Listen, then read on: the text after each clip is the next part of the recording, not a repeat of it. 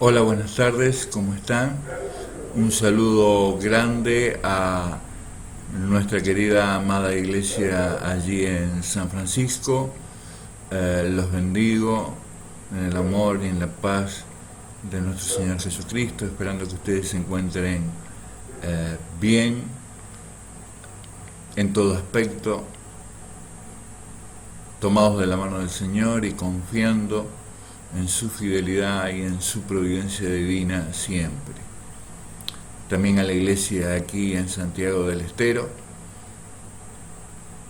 que Dios los guarde, que Dios los bendiga, que Dios les provea y les supla en todas las cosas, sobre todo también en el área espiritual, por sobre todas las cosas, ¿no? Yo creo que este es un tiempo donde Dios ha permitido que nosotros nos guardáramos para poder reflexionar justamente sobre nuestra vida, nuestra manera de llevar la vida, sobre las cosas importantes, sobre Dios ha detenido el mundo para que nosotros empecemos a darle valor a estas cosas que son tan importantes, y sobre todo a los cristianos, para que le puedan dar el valor justo, que indudablemente por nuestra finitud va a ser muy difícil que nosotros podamos darle un valor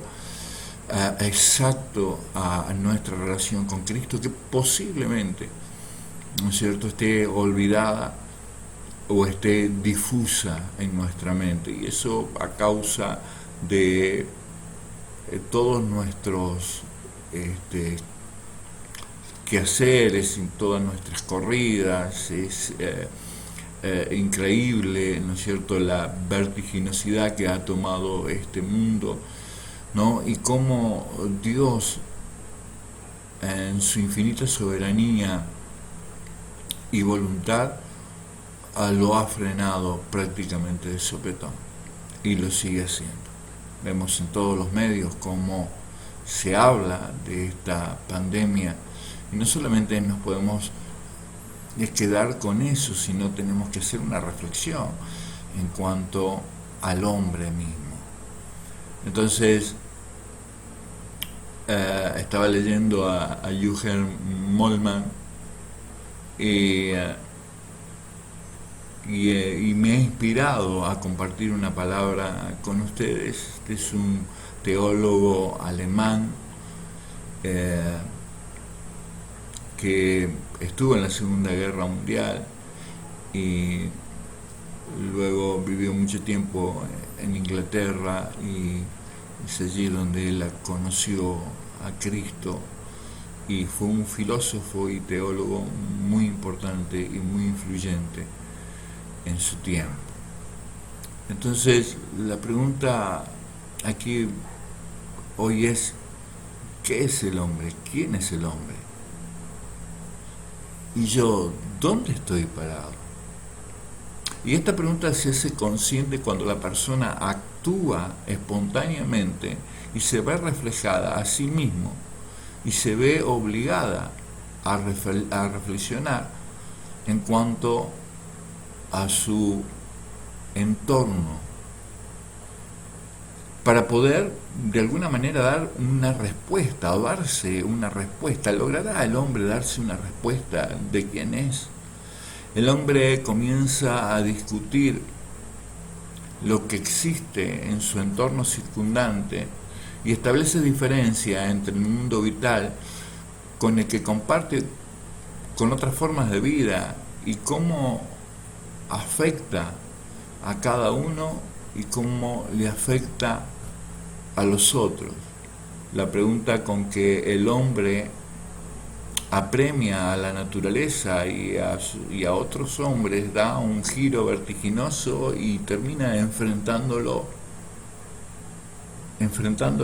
a él mismo. Y el hombre comienza a preguntarse: ¿quién soy? Ahora, esta pregunta filosófica surgió desde el principio de los tiempos, y en esta incalculable cantidad de años donde el hombre se viene preguntando, surgen diferentes definiciones, pero a partir de que se llega a una conclusión, comienza a surgir también otra definición del hombre. En realidad yo creo que el hombre todavía no ha encontrado su definición de ser, el porqué del ser. Y en el devenir de la vida, las dificultades, el cansancio, el correr detrás de objetivos, que muchas veces son banales, el entregarse a tal punto a los negocios de este mundo, el tener que compartir el tiempo con su familia, con su trabajo, con la política, con el esparcimiento, hace que comience a percibir el peligro de perderse a sí mismo y comience a hacerse preguntas que muchas veces, o que al principio, o que en los años jóvenes posiblemente no se hacía. Pero el hombre viene tomando decisiones, determinaciones, desde que comienza a tener esa autonomía propia de elegir en qué colegio va a estudiar, con quién se va a casar, una de las elecciones más importantes de la vida de un hombre, ¿no? Y ante este requerimiento de tener que tomar estas decisiones, qué carrera voy a elegir, o voy a trabajar, en qué voy a trabajar, en qué puedo trabajar, dónde puedo conseguir trabajo, son todas cosas que al hombre lo desvelan y le hacen preguntar si verdaderamente está eligiendo lo correcto. Entonces el hombre comienza a plantearse algunas preguntas. Por ejemplo, tengo que parar. Ustedes muchas veces habrán escuchado este término, hay que bajar un cambio. Antes que nada tengo que encontrarme. ¿A dónde estoy yendo? ¿Cuál es el camino que estoy tomando? Quisiera volver a acceder a mí mismo. Me he perdido en el laberinto de mi propia vida, en el camino que yo mismo fui construyendo. Ya no me puedo encontrar. Ya no sé en absoluto quién soy, propiamente yo.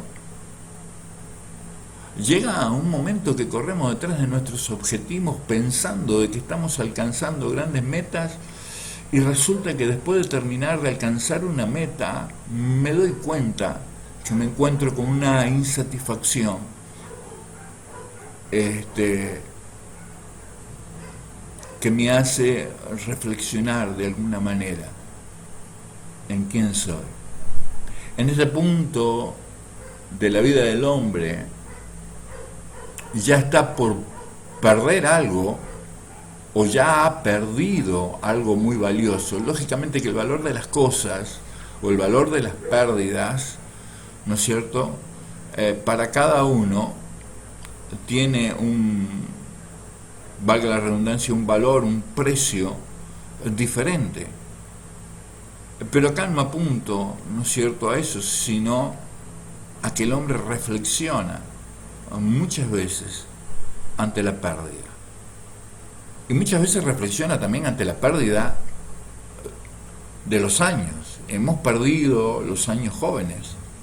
Y cuando llegamos decimos, ¿no?, a la mitad de la vida, cuando llegamos a los 50 años, como si fuéramos a vivir 100 años, ¿no? En este punto, el hombre, que es el interrogador, se convierte en el interrogado. Aquí es donde nace una dialéctica sin fin, un número de preguntas hechas por él y respondidas por él y por otros, hace que nosotros entremos en un salón, en el salón de las 1000 caras, donde el hombre no se puede reconocer a sí mismo. ¿Quién soy? Al salón de las 1000 caras, porque en el salón de los 1000 espejos, ¿no? Y el hombre se ve de una manera diferente y de una manera distinta en cada uno de ellos y no se termina reconociendo con nada, ni con nadie. No se reconoce a sí mismo. Y esto es un agravante, y esto es muchas de las dificultades que el hombre atraviesa hoy, porque el no poder reconocerse a sí mismo hace, ¿no es cierto?, de este planteo filosófico una cuestión existencial. El no sentirse bien, el no sentirse a gusto, el no sentirse de acuerdo, el no sentirse satisfecho con su vida. Y comienza a buscar nuevos caminos. Y no son nuevos caminos, posiblemente otros caminos, pero indudablemente que ya los ha recorrido en otras circunstancias, en otro tiempo, en otro momento, pero ya los ha recorrido. Es aquí donde el hombre pasa a ser un misterio para sí mismo. Dice Plains, o en castellano Plenes, somos pero no tenemos. O Bloch, por eso antes que nada nos hacemos. ¿Y por qué el hombre se hace? Indudablemente la naturaleza ha sido más generosa, por así decir, y entre comillas, entiéndanme, con los animales que con el hombre mismo. Es una madrastra la naturaleza ingrata, y permítame aclarar este término, con nosotros. ¿En qué sentido? Una hormiga nace y es hormiga, ¿sí? Responde a una reina, pero sobre todo a un chip creacional donde sabe que tiene que recoger comida todo el verano para guardarla en el invierno. Y una abeja, nadie le dice a la abeja cómo tiene que ser, hacer, cómo tiene que ser.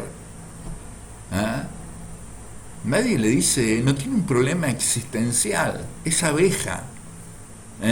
Y su forma y su meta es producir miel, justamente también para comerla en el invierno. Pero nosotros tenemos una realidad diferente y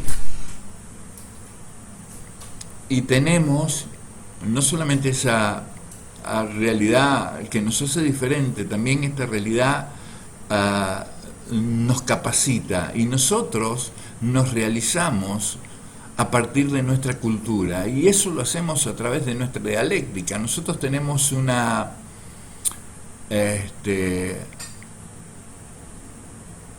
particularidad de que somos seres comunitarios y que nos realizamos en los otros.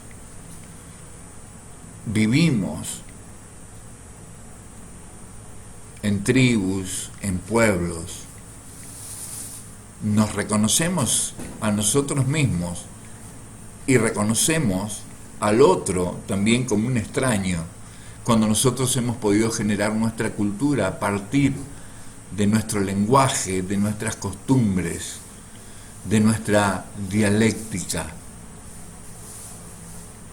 Esa particularidad que tienen los animales de poder adaptarse a las circunstancias, pero nosotros es una cuestión muy difícil poder adaptarnos y poder reconstruirnos cada día y reinventarnos cada día.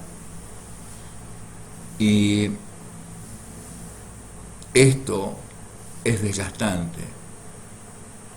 El conocimiento que nosotros tenemos y que nos es compartido por los demás es un regocijo para el ser humano. Yo recuerdo que cuando comencé a ir a la facultad, ya de grande, y me tocó estudiar y me tocó leer algunos autores, la verdad que con algunos no compartía el mismo criterio. Sin embargo, ha sido muy productivo para mí poder conocer y poder experimentar ese conocimiento en mi vida. ¿Lo ha llenado todo? No, pero en parte ha respondido a muchas cosas, y en parte me ha permitido realizarme en alguna área, pero eso es todo lo que tengo.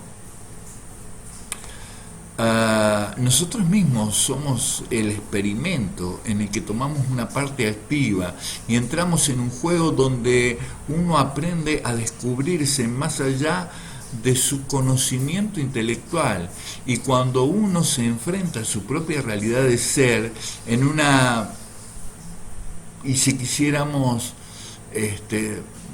ahondar más, cuando nosotros nos enfrentamos a esa propia realidad de lo que somos, y en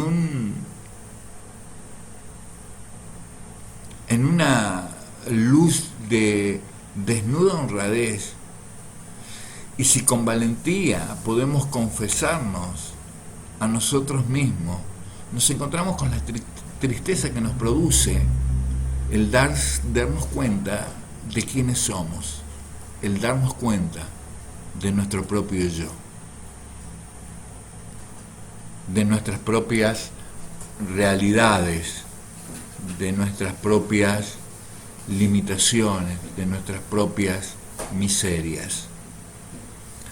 Nietzsche expresaba: todo espíritu profundo necesita una máscara. Cuando el hombre experimenta una tragedia es donde se retira esa máscara y se pregunta: ¿qué hice? ¿Por qué lo hice? ¿Quién soy? Pero claro, en la vertiginosidad de este mundo eso dura muy poco. Esos planteos filosóficos con respecto a nosotros mismos duran muy poco. El mundo nos arrastra a pensar poco y seguir adelante. Entonces nos volvemos a poner la mejor máscara y salimos a correr con esa máscara, con la que nos identifica con el otro y con el mundo. Pero ¿somos nosotros esa máscara? Esto me lleva a meditar en la palabra, ¿no? En Génesis 4:8 dijo Caín a su hermano Abel: salgamos al campo. Y aconteció que, estando ellos en el campo, Caín se levantó con su hermano Abel y lo mató. Y Jehová dijo a Caín: ¿dónde está tu hermano Abel? Y él respondió: no sé. ¿Soy yo acaso el guarda de mi hermano? Y él le dijo: ¿qué has hecho? La voz de la sangre de tu hermano clama desde la tierra. ¿Se da cuenta?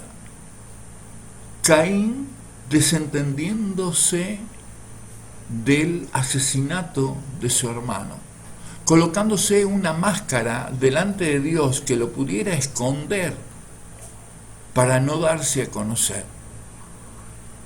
Pero esto posiblemente lo haya aprendido de sus padres también, ¿no? De Adán y de Eva. Ahora pensemos en un momento cuál era la relación del hombre y de la mujer, esa que tenían con Dios en el huerto del Edén. ¿Usted puede imaginarlo? Dios creó al mundo y lo puso, y creó el paraíso y lo puso a ellos como centro del paraíso.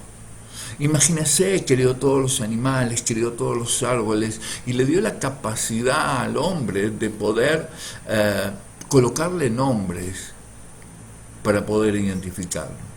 Me imagino la relación que podía mantener Dios con el hombre, todos los días charlando sobre lo magnífico, lo magnánimo de esa creación, lo sublime de esa creación, el hombre extasiado por eso que Dios había creado, el hombre alabándolo a Dios y reconociéndolo como el Padre mismo que había creado todo eso para que él pudiera disfrutarlo. Sin embargo, también fue creado con un libre albedrío. Dios no creó robots, Dios no creó al hombre como una, como decía, como un autómata que solamente seguía sus instrucciones. Él le dio premisas, él le dio reglas que el hombre no podía romper, pero estas reglas que el hombre no podía romper, se las dio para su bienestar. Sin embargo, el hombre rompió estas reglas y se separó de Dios. Cuando, no voy a leer toda la historia,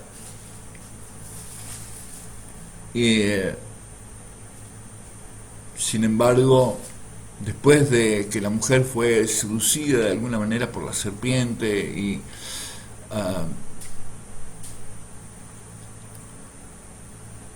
después de que terminó de comer del árbol de la ciencia del bien y del mal y le dio al hombre para comer, se dieron cuenta, sus ojos se abrieron y se dieron cuenta de que estaban desnudos, y fueron y se cubrieron con hojas. Entonces oyeron la voz de Dios, otra vez la voz de Jehová, y él hablaba con Jehová como con su amigo. Jehová es el nombre de pila de nuestro Dios, y él se regocijaba con él todos los días, pero ahora se terminó escondiendo. Y Jehová se paseaba en el huerto del Edén, dice la palabra en Génesis 3:8, al aire del día, y el hombre y su mujer se escondieron de la presencia de Dios, de Jehová Dios, entre los árboles del huerto. Mas Jehová Dios llamó al hombre y le dijo: ¿dónde estás tú? Y él respondió: oí tu voz en el huerto y tuve miedo, porque estaba desnudo y me escondí. Pero todas las veces, todo el tiempo estuvo desnudo, pero ahora se había dado cuenta, a partir de su desobediencia, de ejercer su libre albedrío, del querer ser como Dios, termina dándose cuenta que el acto que cometió lo separaba de Dios. Ahora tenía miedo, ahora estaba desnudo. ¿Y no es acaso el miedo una de las condiciones o una de las condicionantes en el devenir de la vida del hombre que hace que tomemos o no decisiones, y que muchas veces el miedo hace que nosotros no tomemos la decisión correcta? Se dio cuenta de que estaba desnudo, de que no tenía, y hoy podríamos aplicarlo de una manera práctica, a decir que no tenemos, nos damos cuenta de que no tenemos ciertas capacidades para desenvolvernos en este mundo. Y nos escondemos. ¿Nos escondemos dónde? Nos escondemos detrás de una careta, detrás de algo que no somos. Y Dios le dijo: ¿quién te enseñó que estaba desnudo? Has comido del árbol de que yo te mandé, no comieses. Y para hacerla más corta, el hombre fue expulsado. Y me imagino cuando el hombre es expulsado del Edén, donde tenía absolutamente todo, y donde cuidaba y labraba la tierra, y donde era amo y señor de todo lo que Dios había puesto en sus manos, ahora se habrá dado cuenta y se habrá preguntado: ¿pero qué pasó? ¿Qué hice? ¿Acaso no sabía lo que iba a pasar?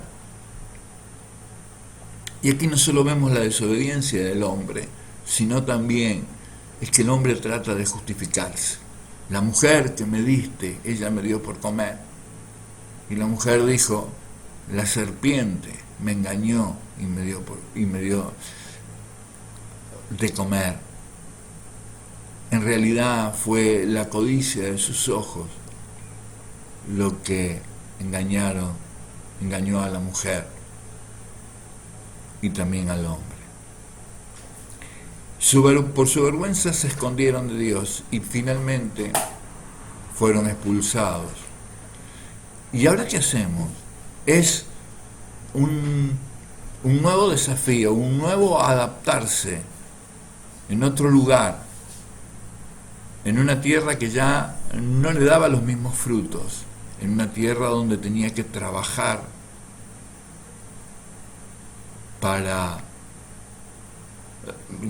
de una manera esforzada para poder ganar su pan.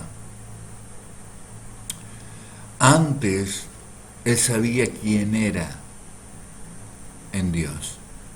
Hoy eso que lo identificaba como la creación de Dios, esa naturaleza se fue desdibujando al punto de no conocerse a él mismo. Recuerda cómo era, pero su realidad ahora le muestra que es otra cosa. Ahora se justifica de todo, pero tampoco se puede reconocer a través de su máscara, con la cual se presenta, pero ese no es él. Entonces, nos volvemos a hacer la pregunta, ¿quién es el hombre? Francois Mauriac dijo, todo esto es más que un equívoco. Nunca terminaremos de quitarnos nuestras máscaras. Y esa última que se adhiere a nuestro rostro es completamente incierto que la muerte pueda arrancársela. Pero yo no estoy tan de acuerdo con Francois Mauriac, porque hay alguien que nos conoce profundamente, y que nos conoce porque nos formó. Dice el Salmo 139:1, oh Jehová, tú me has examinado y conocido, tú has conocido mi sentarme y mi levantarme, has entendido desde lejos mis pensamientos, has escudriñado mi andar y mi reposo, y todos mis caminos te son conocidos. Pero aún no está la palabra en mi lengua, y aquí, oh Jehová, tú la sabes toda. Detrás y por delante me rodeaste y sobre mí pusiste tu mano. Tal conocimiento es demasiado maravilloso para mí. Alto es, no lo puedo comprender. ¿A dónde me iré de tu espíritu? ¿A dónde huiré de tu presencia? Si subiere a los cielos, allí estás tú. Y si en el Seol hiciere mi estrado, he aquí, allí tú estás. Si tomare las alas del alba y habitar en el extremo del mar, aún allí me guiará tu mano y me asistirá tu diestra. Si dijere ciertamente las tinieblas me cubrirán, aún la noche resplandecerá alrededor de mí, aún las tinieblas no encubren de ti, y la noche resplandece como el día. Lo mismo te son las tinieblas que la luz, porque tú formaste mis entrañas. Tú me hiciste en el vientre de mi madre. Te alabaré, porque formidable, maravillosas son tus obras. Veamos el salmista David, veamos a este profeta extraordinario diciendo, no hay careta que me pueda esconder detrás tuyo, por más que me pueda esconder de ti, por más que trate de ser la mejor imitación de mí mismo, Dios sabe en realidad quiénes somos, quién sos, quién soy. Dios lo sabe perfectamente. No nos podremos esconder de Él. Él sabe cada palabra que nosotros vamos a hablar. El hombre siempre va a tratar de estar huyendo de Dios, porque sabe que sus actos no se condicen con la naturaleza de Dios. El hombre perdió la calidad esa de su naturaleza inocente en el momento que transgredió en desobediencia la voluntad de Dios. Y nosotros, como hereditarios de esa maldición, también tratamos de escondernos detrás de un montón de cosas y entre esas algunas apariencias de buenas obras, pero en realidad ¿quiénes somos? ¿Te pusiste a pensar quién sos? ¿Qué has hecho de tu vida hasta ahora? ¿Cómo has construido tu vida hasta ahora? Es una pregunta muy difícil. Desde los más ancianos, desde los más viejos, desde los que hemos pasado ya la mitad de nuestras vidas, como dice en la canción, ¿no?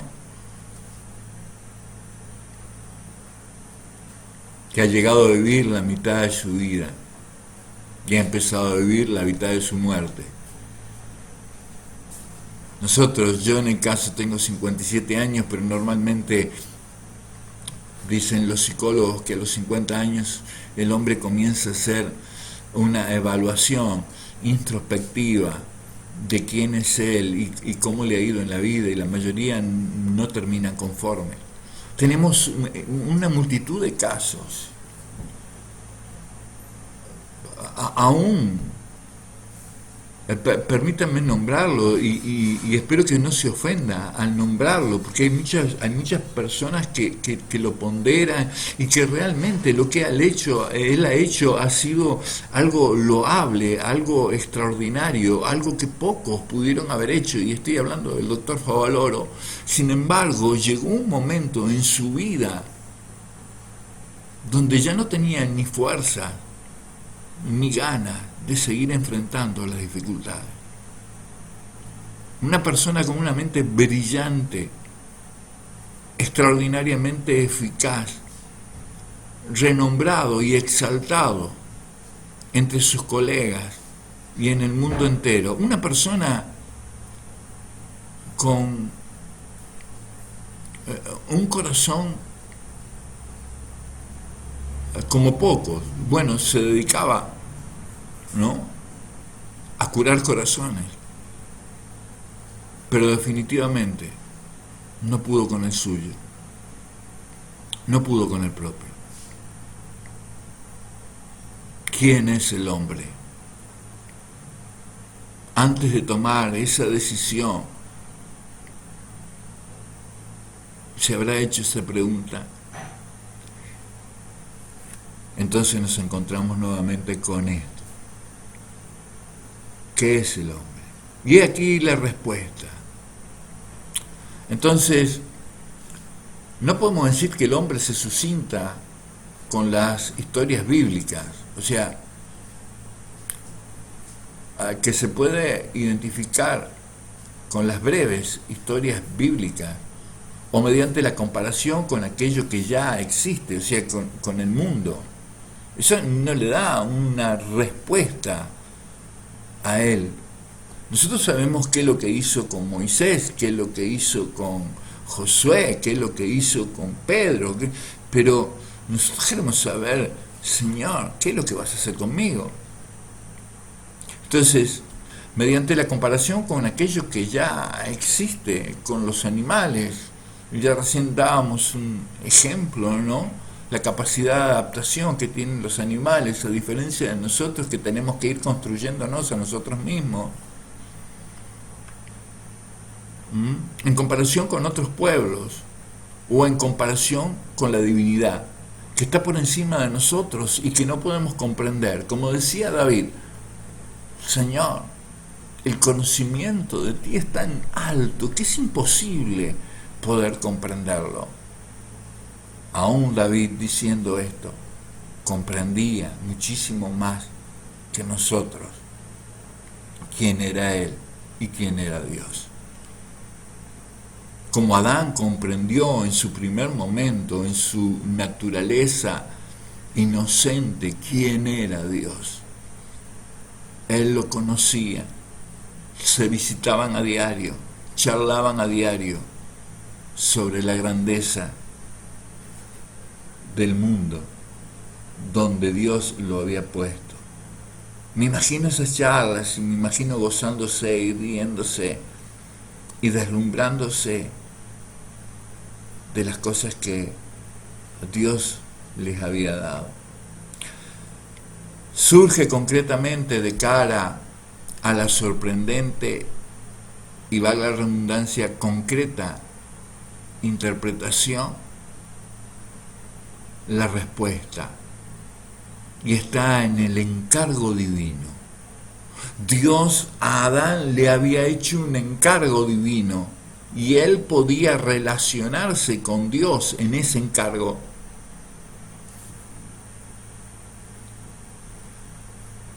Fíjense en Éxodo 3:11, entonces Moisés respondió a Dios: ¿quién soy yo para que vaya Faraón y saque de Egipto a los hijos de Israel? Es la gran pregunta, ¿quién soy yo? Y nosotros esperamos respuestas de Dios, los cristianos esperamos unas respuestas de Dios. Y es aquí donde nos sorprendemos y nos damos cuenta de que somos conforme al encargo que Dios nos ha hecho. Fíjense que Él no le responde de la manera en la que Moisés podría comprender mejor las cosas. Él respondió: ve, porque yo estaré contigo, y esto te será por señal, que yo te he enviado. Cuando hayas sacado de Egipto al pueblo, serviréis a Dios sobre este monte. Mire, aquí no le va de Dios la respuesta, sino que le está dando la respuesta correcta. Lo que pasa es que nosotros muchas veces, al no conocer a Dios, no interpretamos el lenguaje de Dios. No interpretamos cómo Dios nos habla. Es que hay una carente falta o una carente comunión con Dios, propia de nuestra naturaleza caída.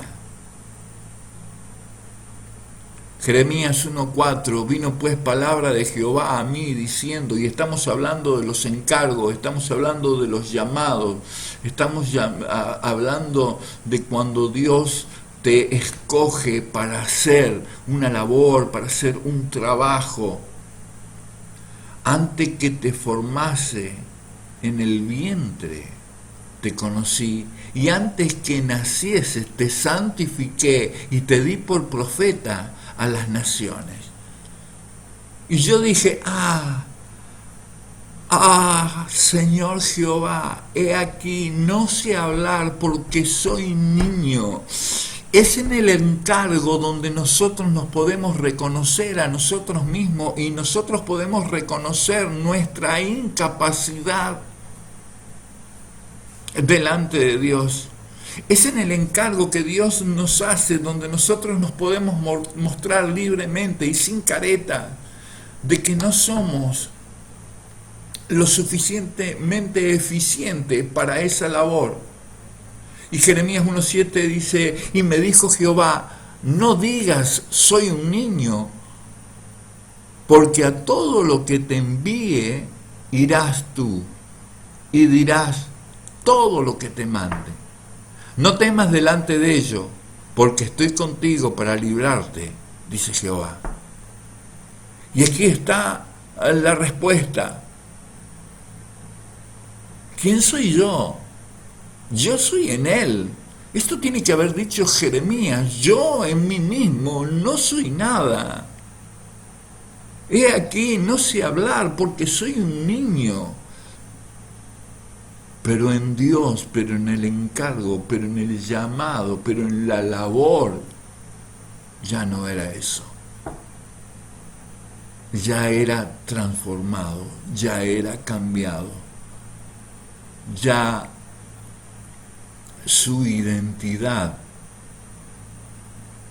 había sido transformada.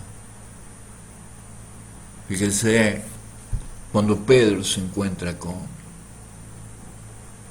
Jesús, Viendo esto, en Lucas 5:8 dice, viendo esto, Simón Pedro cayó de rodillas ante Jesús diciendo, apártate de mí, Señor, porque soy hombre pecador. Porque por la pesca que habían hecho, el temor se había apoderado de él y de todos los que andaban con él, y asimismo de Jacobo y Juan, hijos de Zebedeo, que eran compañeros de Simón. Pero Jesús dijo a Simón, no temas, desde ahora serás pescador de hombres. Aquí está ya el llamado, aquí está la misión, aquí está el cambio de rol, aquí está Dios con él, no convenciéndolo para hacer algo, sino diciéndole para qué y por qué había nacido, quién era él, en definitiva, y cómo iba a ser su vida y concluir su vida desde ahí en adelante, aunque su vida concluyera en una cruz. Aquí el autoconocimiento surge no simplemente de la impresión de lo divino que se alza por encima de nosotros, surge desde el punto en que el hombre se le exige en su vida por parte de la vocación de Dios lo imposible. Dios siempre nos exige lo imposible. Lo que para nosotros es imposible, pero para Dios ya fue hecho. Es cierto, es muy difícil de comprender, pero es ahí donde nosotros podemos encontrar nuestra identidad, nuestra razón de ser, la respuesta a esta pregunta, ¿quién es el hombre? Y en este acontecimiento el hombre afectado conoce su imposibilidad, conoce sus límites concretos y los reconoce hasta como culpa, como Pedro, apártate de mí, Señor, porque soy un hombre pecador. Sin embargo, Cristo vino a buscar a los pecadores. Vino a perdonar al impío, vino a justificar al impío.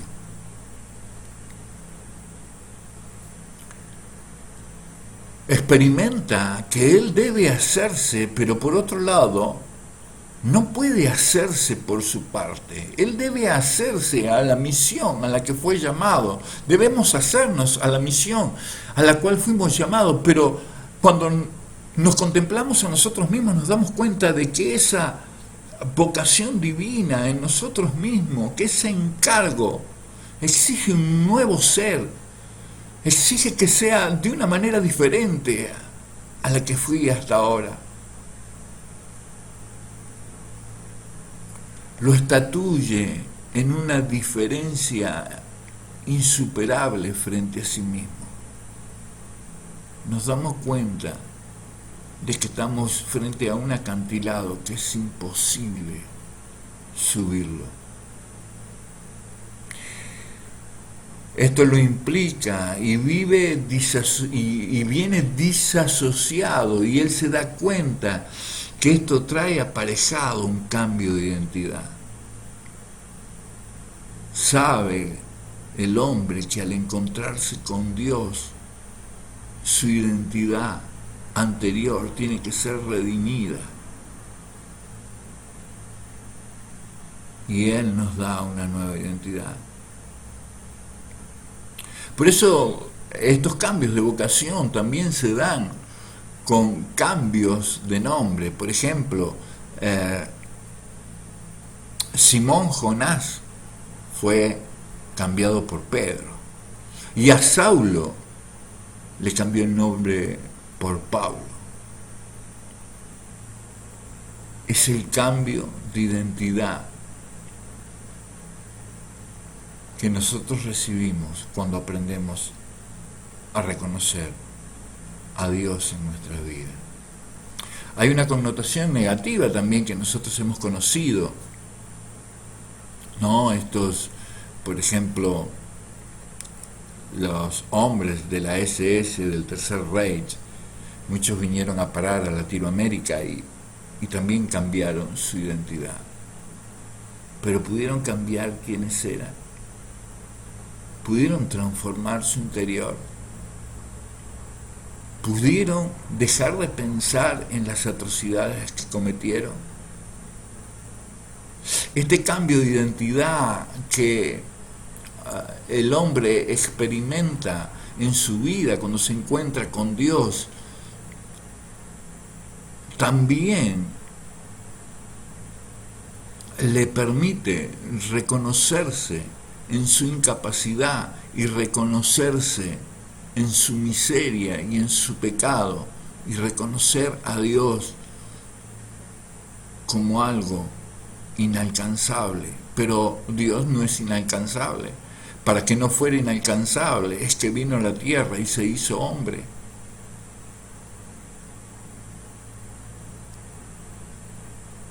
Y allí alcanzamos su perdón. Y todas las cosas viejas pasaron y aquí todas son hechas nuevas, dice la palabra.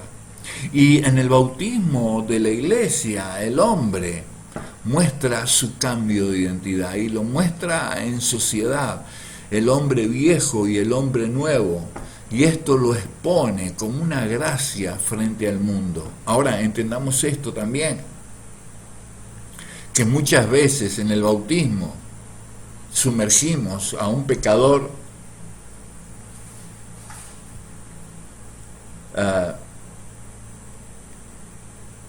sumergimos a un pecador seco. Se me había olvidado la anécdota. Sumergimos a un pecador seco y sacamos a un pecador mojado, ¿no? Porque el bautismo es el simbolismo de esta nueva vida, pero si no hay una transformación en esa vida, si no hubo un encuentro real, si no descubrimos nuestra identidad en la labor, nuestra identidad en el hacer, nuestra identidad en el llamado, pasamos a ser de un pecador seco a un pecador mojado, porque nunca podremos descubrir a Cristo en nosotros mismos, porque Él es el que hace las obras, Él es el que pone en nosotros el querer como el hacer por su buena voluntad. Pero volvamos por un momento a la vida de Moisés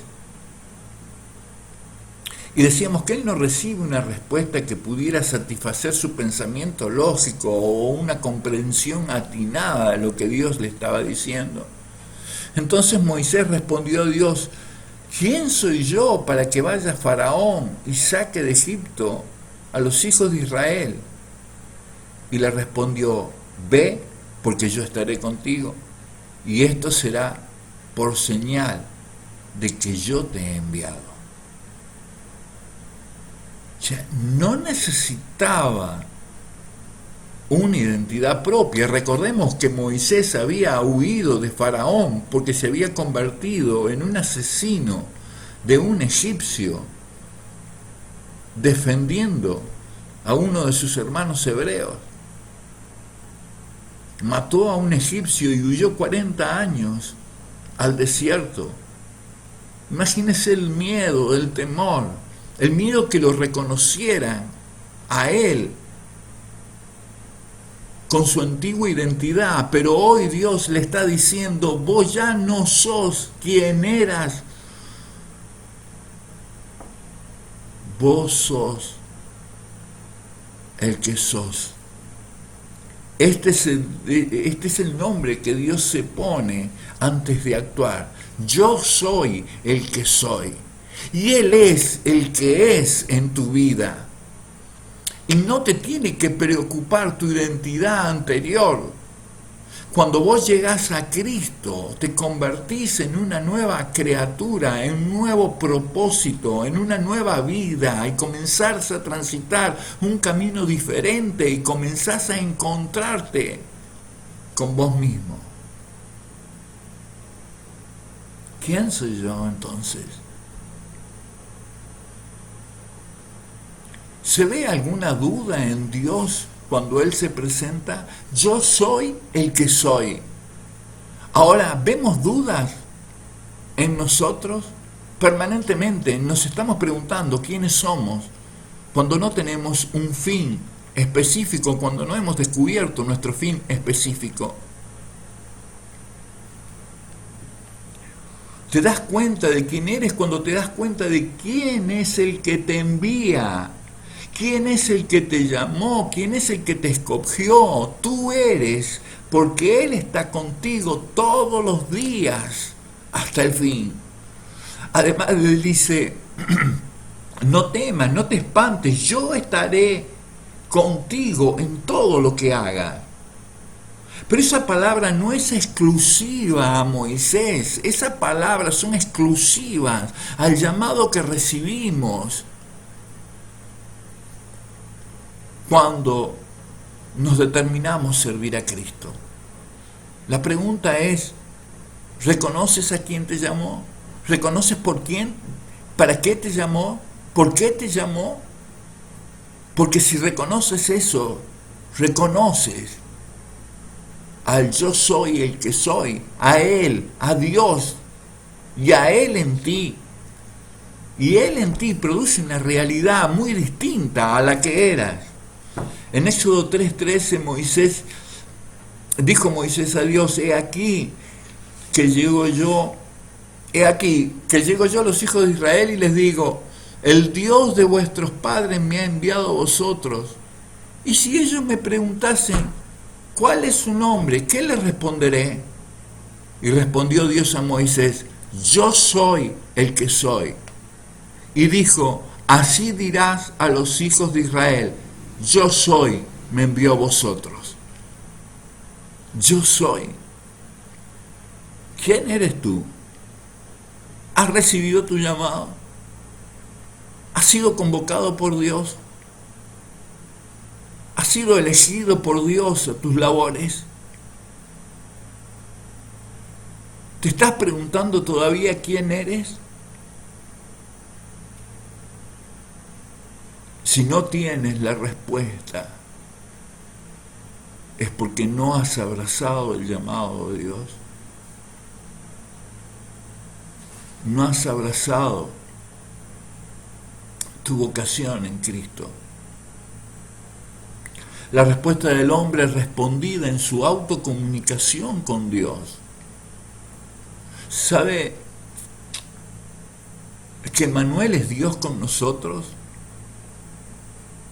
Y Dios con nosotros para los no divinos, para los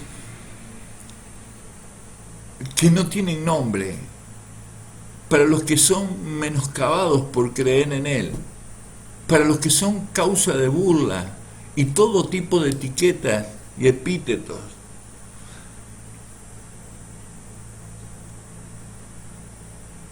Se abre en el hombre una historia cuyo futuro es conducido por las promesas de Dios y se le ofrece una perspectiva de un nuevo ser en comunidad con Él.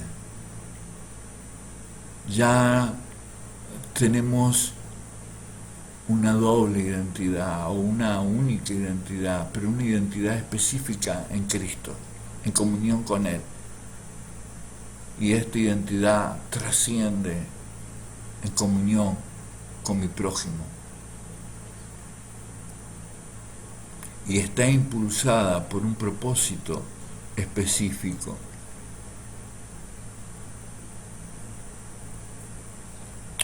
Y ese es el nuevo ser en Dios. Y esto no significa mirarse a un nuevo espejo.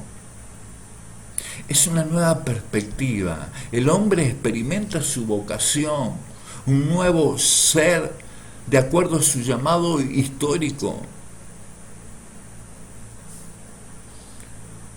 Pero el hombre tiene que confiar. Y si su mirada se centra en ese llamado y confía en quien lo sostiene, entonces alcanza su propia identidad. San Agustín dijo algo No se le ofrece una imagen de sí mismo, sino que se le llena de una esperanza y un contenido que le hace salir de su seguridad y de sus imágenes y marchar hacia la libertad y el peligro, hacia las tribulaciones del mundo y las consolaciones de Dios. Lo voy a volver a repetir. Dijo San Agustín, no se le ofrece una imagen de sí mismo, ya no somos lo que éramos antes, sino que se le llena de una esperanza y un contenido que le hace salir de su seguridad o de su aparente seguridad, de sus imágenes y marchar hacia la verdadera libertad, el peligro, hacia las tribulaciones del mundo y las consolaciones de Dios. Y esto ejemplifica bien para este tiempo que hemos sido formados y que hemos sido llamados. Para esta hora es que somos lo que somos en Cristo. Ahora, si nos estamos escondiendo, si estamos tratando de evitar nuestra responsabilidad, es que verdaderamente no sabemos quiénes somos, ni sabemos quién es Dios, ni hemos logrado interpretar su respuesta a nosotros mismos. Su identidad personal al hombre que se ha entregado a las labores de Dios ya no le preocupa. Su quién soy lo tiene sin cuidado porque sabe quién es en Dios y conoce su llamado y conoce su labor. Comienza a entender su liderazgo porque Cristo va al frente de cada cosa que hace. Y en el Nuevo Testamento la pregunta cambió en ese momento y cambió para siempre. ¿Quién es el hombre? Mateo 13:54. Y venido a su tierra les enseñaba en la sinagoga de ellos, de tal manera que se maravillaban y decía, ¿de dónde tiene esta sabiduría y estos milagros?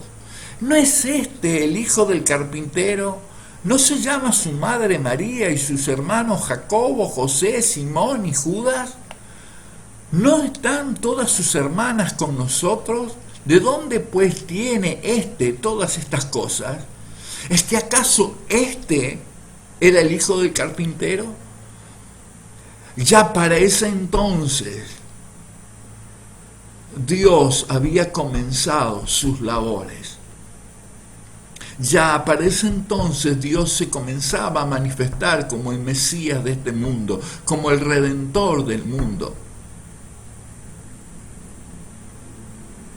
Ya para ese entonces había dejado de ser el hijo de José el carpintero. Y entonces les puedo decir, aquí tenéis al hombre. Y no lo dije yo, esto lo dijo Pilato, pero ya vamos a llegar a ese punto. Por lo tanto, el conocimiento de Dios y el conocimiento propio tiene que coincidir en un punto con el conocimiento del Cristo. El crucificado es el espejo, dijo Calvino. ¿En qué conocemos a Dios y nos conocemos a nosotros? Lo voy a volver a leer. El crucificado es el espejo, dijo Calvino, en el que nos conocemos, en el que conocemos a Dios y nos conocemos a nosotros. En Él, en el Cristo, nosotros podemos conocer a Dios, en el que se hizo hombre para que nosotros podamos entender ya no a una divinidad que está en el tercer cielo y que nos es incomprensible, sino a un Dios que se hizo hombre y que habitó en medio nuestro, no para comprendernos Él a nosotros, sino que para que nosotros pudiéramos entender el amor, la grandeza, la longanimidad, las misericordias de Dios para con el hombre. Pascal pensó esto: el saber acerca de Dios sin tener conocimiento de nuestra miseria engendra presunción. El saber acerca de Dios sin tener conocimiento de nuestra miseria engendra presunción. Si el conocer a Dios, el amplio conocimiento que pueda llegar a tener de Dios, sin poder reconocernos a nosotros mismos como pecadores, engendra presunción. ¿Y sabes lo que es presunción? Es la vanidad que muestra una persona que presume y alardea de sí misma y de sus propias cualidades. Eso no es conocer a Dios, ni conocernos a nosotros mismos. Y vamos a encontrar a muchos que alardean de su conocimiento, pero en definitiva tienen un escaso conocimiento de ellos mismos, por lo tanto, un escaso conocimiento de quién es Dios. Y sigue diciendo: el saber de nuestras miserias sin tener conocimiento de Dios engendra desesperación. Nuevamente, el saber de nuestras miserias sin tener conocimiento de Dios engendra desesperación. Hablábamos de un hombre que se pregunta todavía hoy: ¿quién soy? Esta pregunta, ¿quién soy? El reconocernos finitos y el reconocer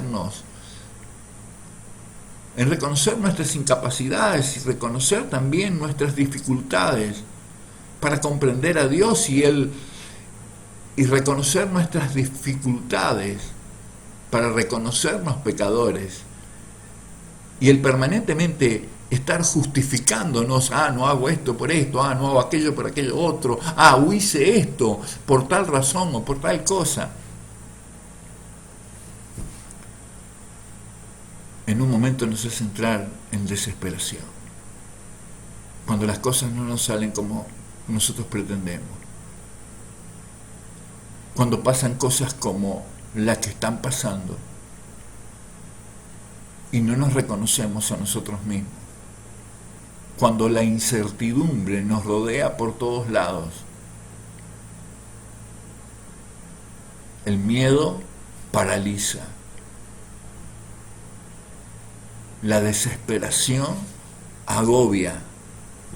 Ahora sigue diciendo Pascal esto: pero el saber acerca de Jesucristo crea el camino medio, porque en Él encontramos tanto a Dios como a nuestras miserias. Cuando nosotros nos encontramos con Cristo, con el perdonador de los pecados, nos postramos como Pedro hizo, y dijo: apártate de mí, Señor, porque hombre pecador soy. Cuando nosotros nos encontramos con Cristo, nos damos cuenta de nuestras miserias. Cuanto más nos acercamos a la santidad de Dios, más nos damos cuenta que dependemos de Él y que necesitamos de Él, y más nos damos cuenta de que debemos de limpiarnos día a día. Pero hace eso que nosotros nos reconozcamos en Él.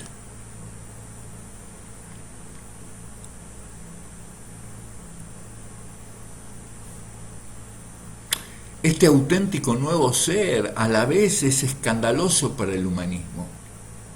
El humanismo pinta a Dios y a Jesucristo de una manera diferente. El Cristo de la cruz ya al humanismo no le sirve mucho para sus planes. Él tiene que pintar otro Cristo para su propio provecho.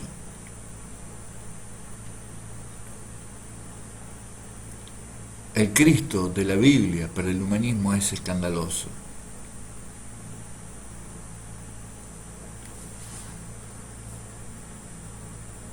El hecho del verdadero conocimiento de Dios y el verdadero hombre crucificado es escandaloso. Para el humanismo, el Cristo en la cruz no es la imagen más atractiva para los nuevos dioses de los púlpitos modernos.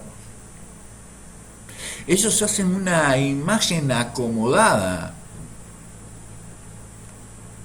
de Dios que nada tiene que ver con el Dios de las Escrituras. Ellos ofertan a un Dios que nada tiene que ver con la proclama de nuestro Señor. Poco se habla de salvación, poco se habla de regeneración, poco se habla de salvación, poco se habla de propiciación, poco se habla de la cruz de Cristo, pero mucho de sus promesas. ¿Cuántos profetas este año comenzaron el 1 de año del 2020 profetizando grandes maravillas y grandes promesas para el hombre? Mintieron.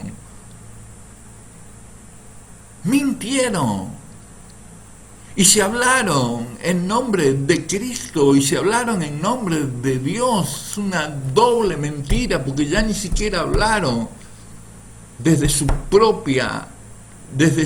propio intelecto corrompido, sino que hablaron en nombre del que todo lo conoce, del que todo lo sabe. Estos profetas tendrían que haber hablado de lo que iba a pasar.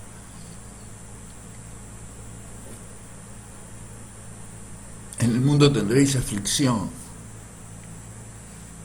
dijo Jesucristo, pero confiad, yo he vencido al mundo. Hoy hay una exacerbación del pragmatismo, una exageración del pragmatismo. El pragmatismo es una corriente filosófica reaccionaria.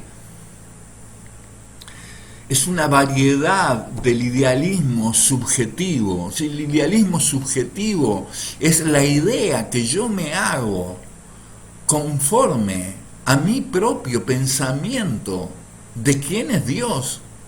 Pero en realidad nada conocen de Dios. Es la exaltación del individualismo exitoso. Pero es que ¿acaso soy algo yo individualmente? Y si Él me dice yo soy el que soy y Él habita en mí, ¿yo soy algo? Sin Él no soy nada. Pero están estos fantasiosos y falaces que hablan en su nombre. No se permiten ni predican a otros del Cristo crucificado. Esto para ellos es retrógrado. ¿Quién quiere ver al Cristo en la cruz? ¿Quién quiere ser como Cristo? Y aunque diga que lo son, solo es un disfraz, solo es una máscara, una mentira escandalosa para los que le gustan creer esas mentiras. Y se amontonan creyendo esas mentiras. Desde el principio Cristo se manifestó a la humanidad de una manera muy particular, naciendo en un pesebre y también con una muerte muy particular, la muerte en la cruz. ¿Quién de los Cristos de hoy quiere eso? Esa es mi pregunta. Porque nosotros somos en Él y Él es en nosotros. Por lo contrario, no muestran la humildad de un pesebre, sino la grandeza de sus casas o de sus mansiones, de sus coches, su abundancia, y le atribuyen a la providencia de Dios, a las añadiduras de Dios, y no al saqueo que someten a la gente, aquellos que predican sobre la prosperidad. viven en el esplendor de sus vanidades. La frase que ellos han hecho tan famosa, a mí me funciona. Esta frase, mi amigo, no incluye a Cristo y no incluye al Cristo que ellos dicen que viven en su vida, porque el Cristo no se identificó de esta manera con el hombre. El Cristo de la Biblia se reveló al hombre desde el principio de los tiempos. No tenía él donde recostar su cabeza. Se acercó al pecador y lo perdonó, sanó a los ciegos, hizo caminar a los paralíticos, le dio de comer al hambriento y necesitado, resucitó a los muertos, limpió a los leprosos, echó fuera a los demonios y consoló a los afligidos, a los que lloraban, a los que tenían hambre y sed de justicia. A ellos les prometió el reino de los cielos. Este es el Cristo. Este es el gran yo soy. Este es el yo soy, Él mismo, y el que habita, o el que tendría que habitar en nosotros. A los injustos les anunció la justicia de la gracia y se hizo hermano de los miserables y de los desechados de este mundo.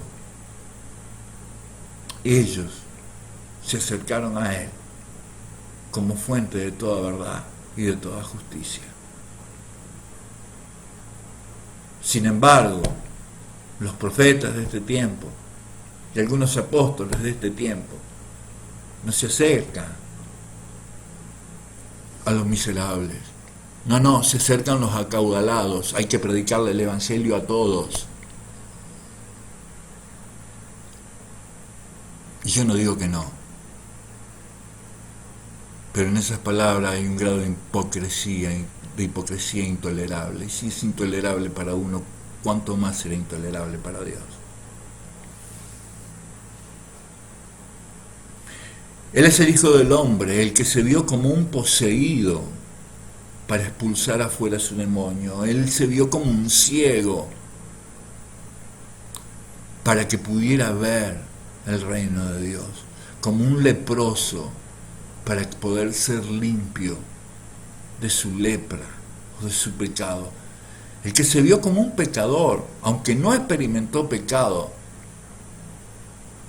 se hizo pecado por nosotros, para que nosotros le conociéramos como Dios, como un Dios de amor, como un Dios de misericordia. Él es el Hijo del Hombre que se identificó con los no hombres de esta sociedad para llamarlos hombres.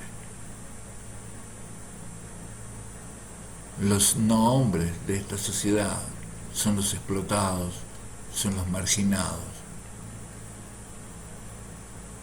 son los que están por afuera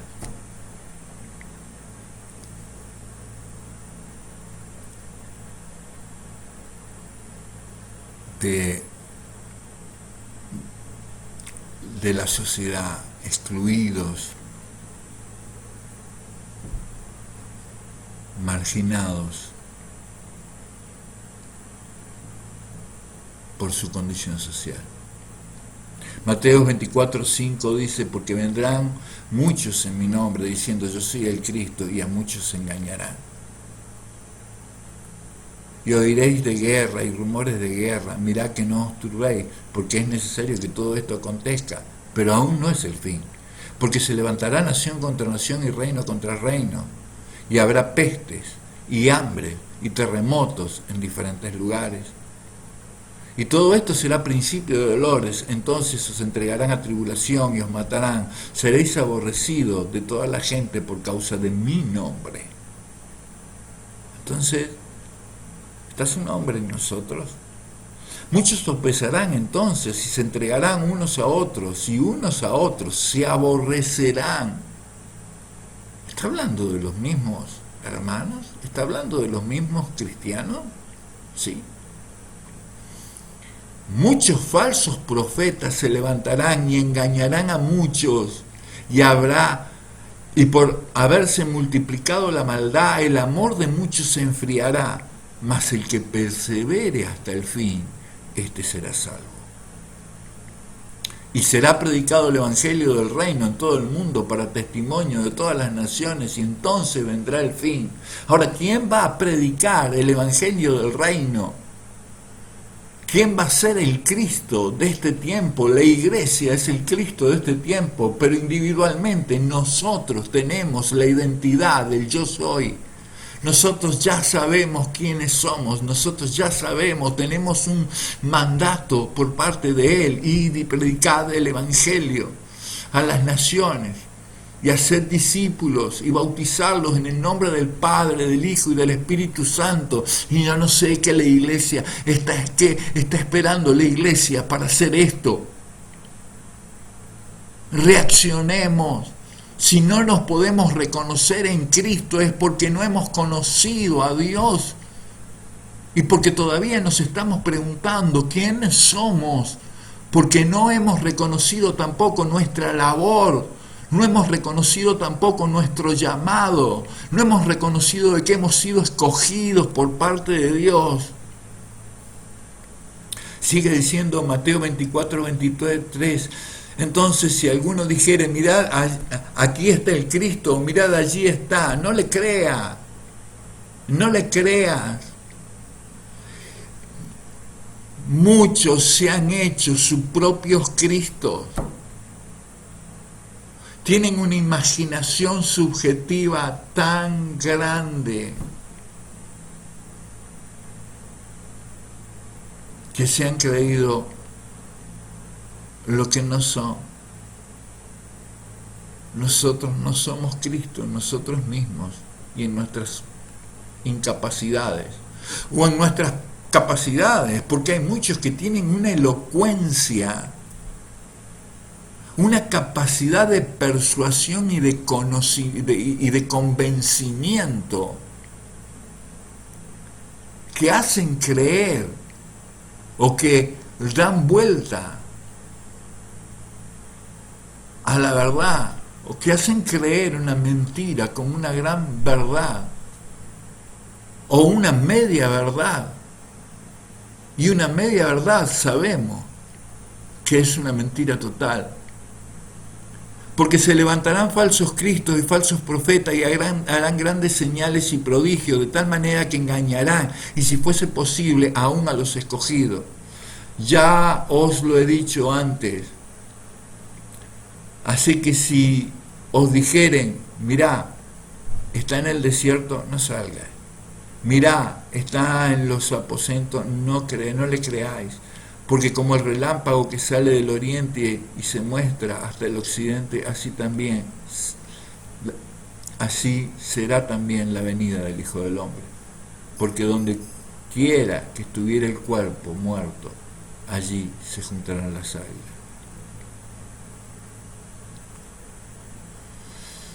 Y miren, al reino de los cielos.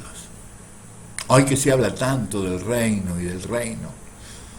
Y acá dice, entonces el rey dirá a los de su derecha, venid, benditos de mi Padre, heredad del reino preparado para vosotros desde la fundación del mundo.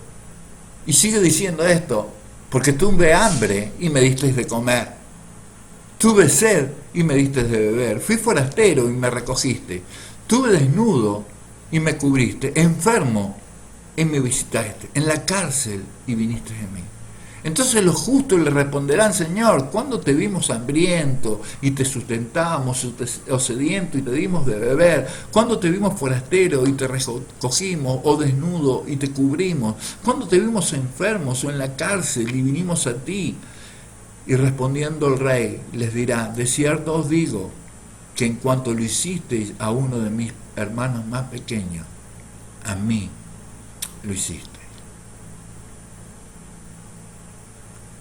Hemos perdido la perspectiva del mundo. Porque de tal manera amó Dios al mundo que entregó a su Hijo unigénito para que todo aquel que en Él crea no se pierda, mas tenga vida eterna. En algún momento me dijeron y me enseñaron reemplazar, cuando apenas había llegado el Evangelio, reemplazar esa palabrita mundo y pone tu nombre, y ahí comienza a generarse ese individualismo, ¿no? Porque de tal manera amó Dios a Horacio. Pero no es así. De esta manera amó Dios al mundo, a todo el mundo. Dios fue crucificado entre dos ladrones, y podremos decir y hacer la comparación: Él fue crucificado entre el mundo. Aunque uno fue justificado, Él fue crucificado para la salvación de los dos. Solamente uno aceptó su justificación y se responsabilizó de sus actos y se arrepintió de ellos e invocó el nombre de Dios para que lo tuviera en cuenta en su reino. Juan 14:9 dice: Jesús le dijo: tanto tiempo hace que estoy con vosotros, y esto es para el tiempo de ahora, tanto tiempo hace que estoy con vosotros y no me has conocido, Felipe. El que me ha visto a mí, ha visto al Padre. ¿Cómo pues dices tú, muéstranos al Padre?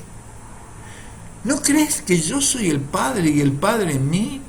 Las palabras que yo os hablo, no las hablo por mi propia cuenta, sino que el Padre que mora en mí, Él hace la obra.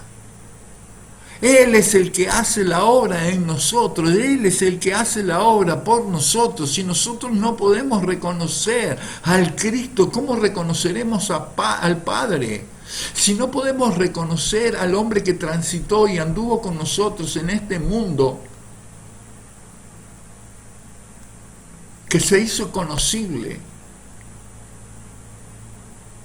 que se hizo tangible, que se visibilizó en su tiempo a los suyos, los cuales dieron la vida por Él, porque se reconocieron en Él. ¿Cómo podremos nosotros reconocer? ¿Cómo si no estás en sus labores? ¿Cómo si no has respondido a su llamado? ¿Cómo si estás en la iglesia de Jesucristo sin ni siquiera mover el dedo chico de tu mano para responder al llamado, al servicio de Dios? ¿Vas a reconocer a Dios? Es imposible.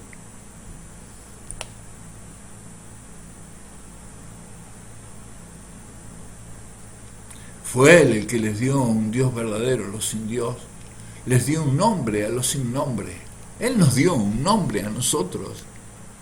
Él le dio la voz a los sin voz, los indoctos,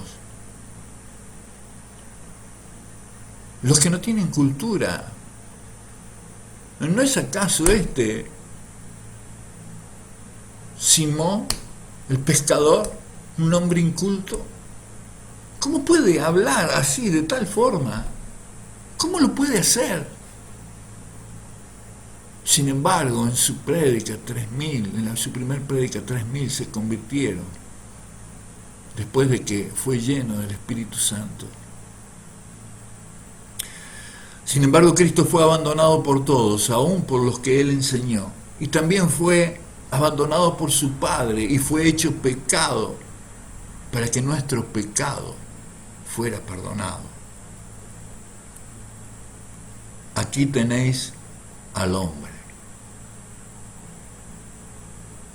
Este es el hombre.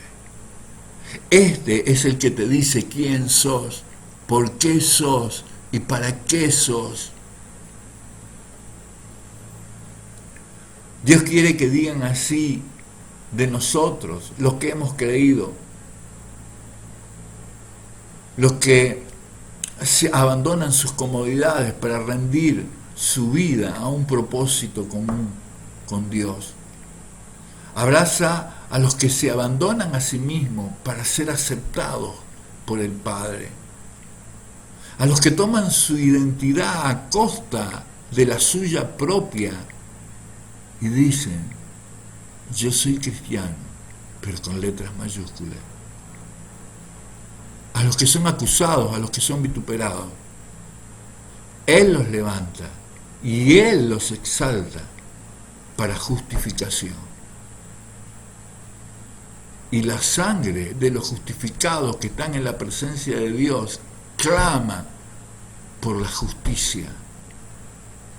Y Dios no va a dejar sin recompensa al justo, pero tampoco va a dejar sin castigo al impiadoso que no aceptó a Jesucristo como su Redentor, como su Salvador. ¿Quiénes somos? ¿Quién fue Él? Juan 5:21 dice, porque así como el Padre levanta a los muertos y les da vida, asimismo el Hijo también da vida a los que Él quiere. Él es la vida. Y no tenemos que olvidar que nosotros, en nuestra boca, tenemos palabras de vida. Nosotros, en Él, somos la vida para muchos.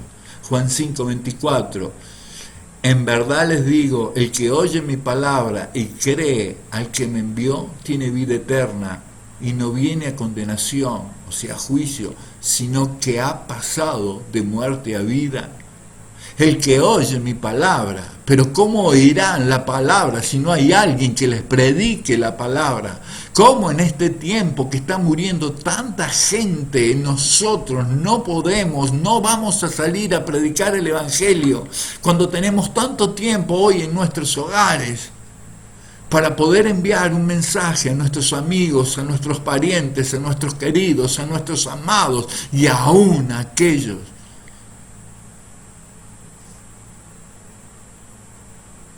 que no conocemos? Y no nos debería importar si van a aceptar nuestro mensaje o no, porque este mensaje es para todos. Juan 10:9 dice, yo soy la puerta y si alguno entra por mí será salvo y entrará y saldrá y hallará pasto. Pero si Él es la puerta, nosotros somos los porteros, nosotros somos los que hemos encontrado la puerta, nosotros somos los que tenemos que decir, vengan, acá está la puerta, por aquí tienen que entrar. Esta es la entrada, dice Jesús, y esta es la salida. Entrará y saldrá. Esta es la entrada. Y este es el exit, dijeran los se dice en el inglés, ¿no? No sé si lo estoy pronunciando bien, ¿ah? Pero exit es salida. Es la entrada y es la salida. Juan 14:6 dice, Jesús le dijo, yo soy el camino, la verdad y la vida. Nadie viene al Padre si no es por mí. Nosotros tenemos una vida caminando con Él. Nosotros le reconocemos a Él en nuestro actuar, en nuestro andar. Nosotros podemos hablar de los atributos de Dios porque le hemos conocido a Dios haciendo milagros en nuestras vidas. Nosotros podemos contar de estos milagros y decir, son verdad, esto ha hecho Él por nosotros. La pregunta es, ¿lo hacemos? ¿Somos los Cristos?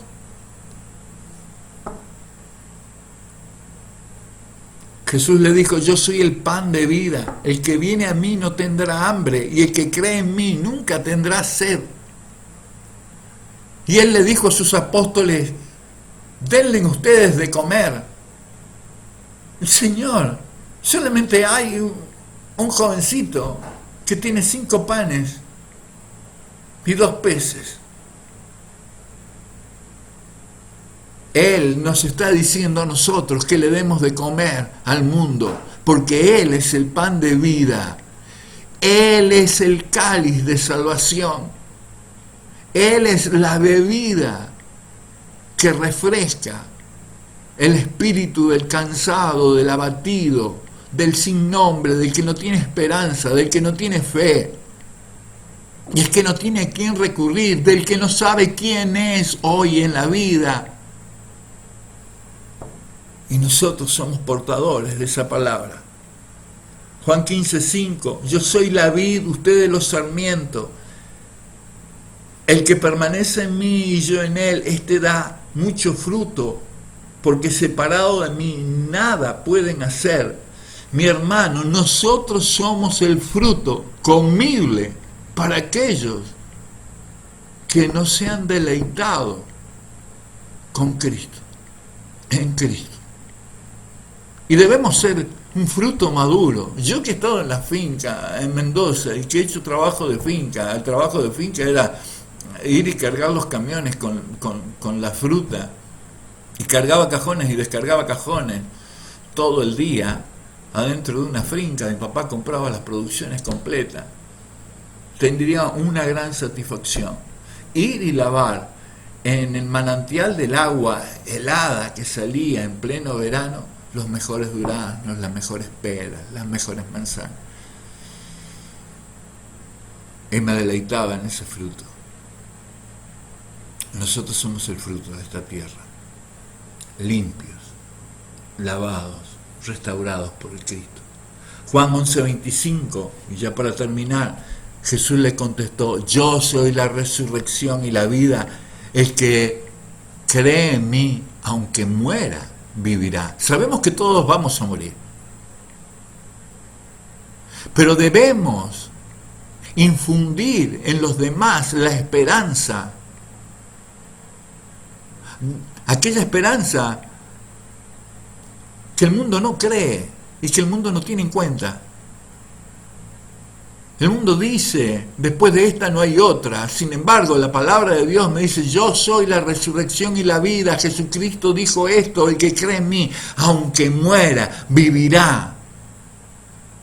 Él es la vida eterna, y la vida eterna comienza cuando has reconocido a Cristo, cuando has conocido a Dios, cuando has conocido que sos pertenencia de Él y has encarado tus labores y llevas adelante tu propósito en Cristo,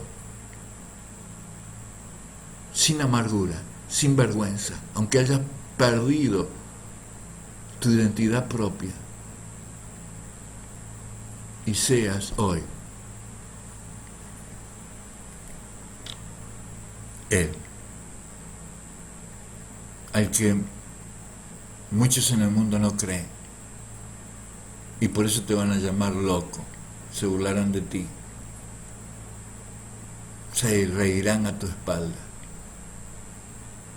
Muchos los hacen, pero sabes una cosa: sos la esperanza del mundo, sos la esperanza hoy de este mundo que está siendo convulsionado,